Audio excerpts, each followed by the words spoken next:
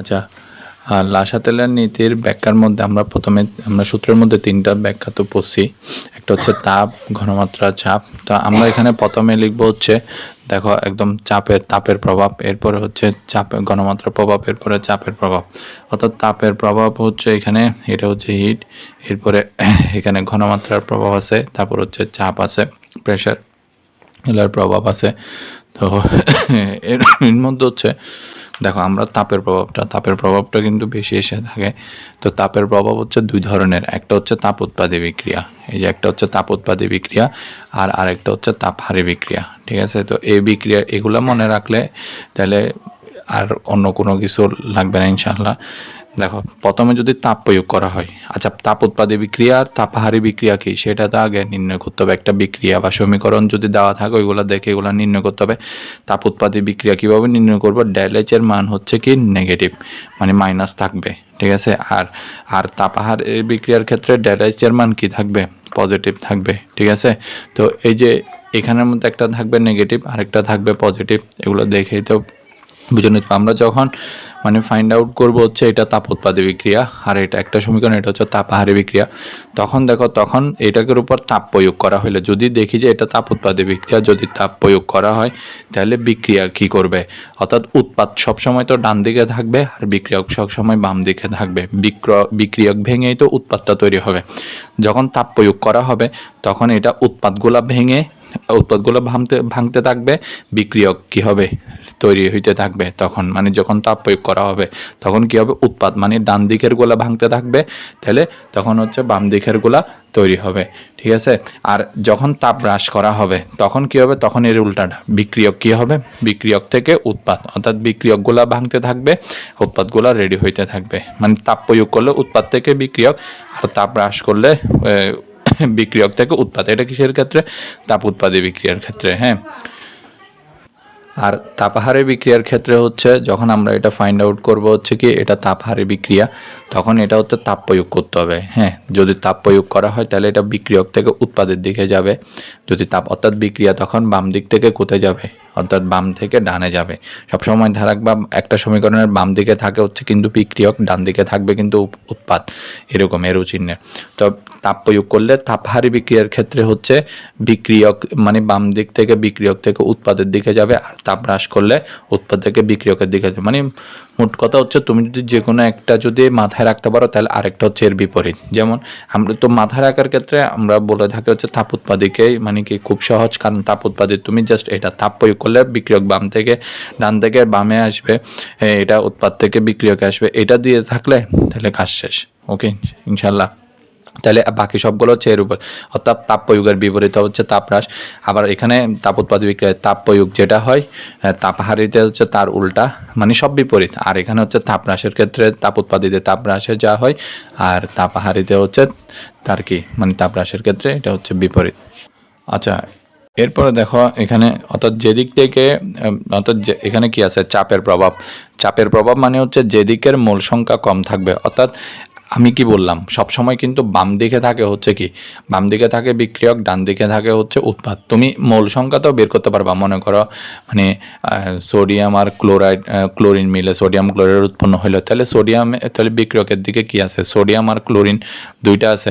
তো এই জন্য হচ্ছে এখানে 2 মোল আর সোডিয়াম ক্লোরাইড হচ্ছে 1 মোল। তাহলে এটা এরকম। তো যদি এরকম যদি দেওয়া থাকে, অর্থাৎ যেদিকে মোল সংখ্যা কম সেদিকেই কিন্তু বিক্রিয়ার গতি থাকে।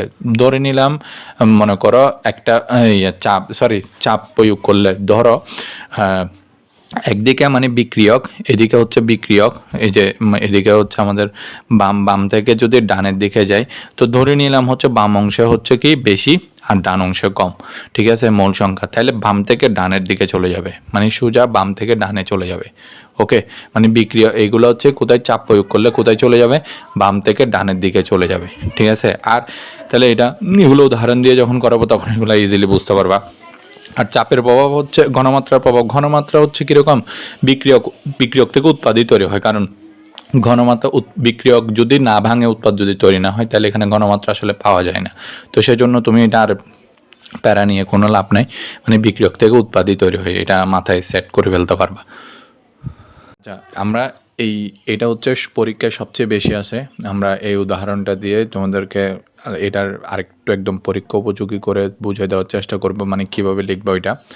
তো প্রথমে দেখো এখানে হ্যাবার প্রণালী। হ্যাঁ, হ্যাবার প্রণালীতে প্রশ্ন হয় হচ্ছে সর্বোচ্চ উৎপাদ পাওয়ার আশায় কীভাবে তাপকে কী করতে হয়, হ্রাস করতে হয় নাকি বৃদ্ধি করতে হয়, চাপকে কী করতে হয়, এগুলাই আসে। তো প্রথমে হচ্ছে হ্যাবার প্রণালী। হ্যাবার প্রণালী মানে হচ্ছে অ্যামোনিয়া তৈরি করা, ঠিক আছে। হ্যাবার প্রণালী একটা বিক্রিয়া, এটা কিন্তু তোমাদের অনেক পরিচিত একটা বিক্রিয়া। অর্থাৎ 1 মল হচ্ছে, এখানে দেখো 1 মল হচ্ছে নাইট্রোজেন, 3 মল হাইড্রোজেন, এখানে বিক্রিয়া করে কি করবে 2 মল NH3। আর এখানে যেহেতু ΔH এর মান -92 কিলো জোল পার মল এগুলা, তো এখানে দেখো তো এগুলা মানে বোঝাই যাচ্ছে এটা ΔH এর মান, এটা দিয়ে আমরা বুঝতে পারতেছি এটা একটা তাপ উৎপাদী বিক্রিয়া, ঠিক আছে। তো তাপ উৎপাদী বিক্রিয়াতে আমরা আসলে তাপের প্রভাব, ঠিক আছে। আচ্ছা, তাপ উৎপাদী বিক্রিয়া আমরা যদি এই যে দেখো আমি যদি এখানে করি একদম, দেখো তাপের প্রভাব। তো তাপের প্রভাবটা কি হবে, আমি একটু হিন্টস দিয়ে করে দিই, তোমরা ব্যাখ্যাটা লিখবে আর কি ওইরকম করে। দেখো এদিকে কি আছে, এদিকে এদিকে কি আছে এটা বাদ দাও। তাহলে আমরা জানি হচ্ছে এখানে তাপ একদিকে হচ্ছে বিক্রিয়ক, মানে এদিকে হচ্ছে বিক্রিয়ক, আমি বিক্রিয়ক, হ্যাঁ। আর অন্য দিকে আছে হচ্ছে উৎপাদ, ঠিক আছে, এদিকে উৎপাদ। তো আমার হচ্ছে সর্বোচ্চ উৎপাদ পাওয়ার জন্য এখানে কি করতে হবে, সর্বোচ্চ উৎপাদ যদি পাইতে হয় তাহলে এটা তাপ উৎপাদী বিক্রিয়া। তাপ উৎপাদী বিক্রিয়াতে আমরা কি জানি, যে একটু আগে আমরা জানলাম, তাপ উৎপাদী বিক্রিয়া যদি তুমি তাপ যদি বৃদ্ধি করো তাহলে উৎপাদ ভেঙে যাবে, আর যদি তাপ যদি হ্রাস করো তাহলে উৎপাদটা বৃদ্ধি পাবে। তো তাপ উৎপাদী বিক্রিয়া এখানে কি হবে, তাহলে এখানে সোজা কথা হচ্ছে তাপ, এই যে দেখো তাপকে কি করতে হবে, আমি এখানে লিখে দিই, মানে তাপ হ্রাস করতে হবে। কি করতে হবে, তাপ হ্রাস করতে হবে। যদি তাপকে যদি হ্রাস করা যায় তাহলে এখানে উৎপাদের দিকে বেড়ে যাবে, ঠিক আছে, মানে বিক্রিয়ক থেকে উৎপাদ উৎপন্ন হবে। তাহলে তাপের প্রভাব কি, তাপ হ্রাস করতে হবে, তাপ উৎপাদী বিক্রিয়া যেহেতু এখানে। আচ্ছা, এরপরে হচ্ছে চাপের প্রভাব। তো চাপের প্রভাব হচ্ছে যেটা বললাম বেশি আছে কোন দিকে, এখানে দেখো এইদিকে 1 মল, এদিকে 1 মল, তাহলে কয় মল, একটা হচ্ছে বিক্রিয়ক, তো বিক্রিয়ক থেকে এটা হচ্ছে উৎপাদ, ঠিক আছে। তো এখানে দেখো এই বিক্রিয়কের আছে হচ্ছে 2 মল, এখানে আছে 1 মল, এখানে আছে 3 মল, দেখা যাইতেছে না। তাহলে এই যে দেখো, তাহলে তোমরা তো এটা দেখতে পাচ্ছ, এখানে 1 মল, এখানে 3 মল, তাহলে টোটাল হচ্ছে 4 মল, ঠিক আছে। আর এখান থেকে আছে হচ্ছে, এদিকে আছে হচ্ছে 2 মল, এই যে এখানে 2। তো 4 মল, 4 বড় নাকি 2 বড়, দেখা যাইতেছে 4 বড়। তাহলে আমার 4 থেকে, তাহলে আমি যদি চাপ প্রয়োগ করি তাহলে 4 গুণ এই বিক্রিয়ক থেকে উৎপাদের দিকে যাবে, কোথেকে যাবে, বিক্রিয়ক থেকে উৎপাদের দিকে যাবে।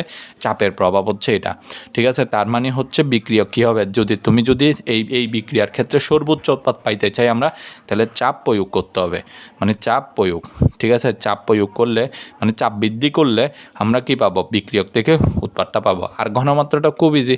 ঘনমাত্রার ক্ষেত্রে আমরা কি বললাম, ঘনমাত্রার ক্ষেত্রে হচ্ছে মানে বিক্রিয়ক, ঘনমাত্রাতে বিক্রিয়ক যদি নাই ভাঙে, এখানে ঘনমাত্রা পাওয়া যাবে না, উৎপাদ রেট হয় না, মানে বিক্রিয়ক থেকে উৎপাদ রেখে যাবে, ঠিক আছে। তাহলে এটা দিয়ে বুঝে গেছো।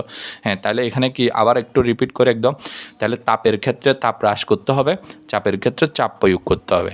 তাহলে দেখবা যে এটা কি হবে, এটা আমরা সর্বোচ্চ উৎপাদ পাবো, মানে অ্যামোনিয়া বেশি পরিমাণে তৈরি করতে পারবো।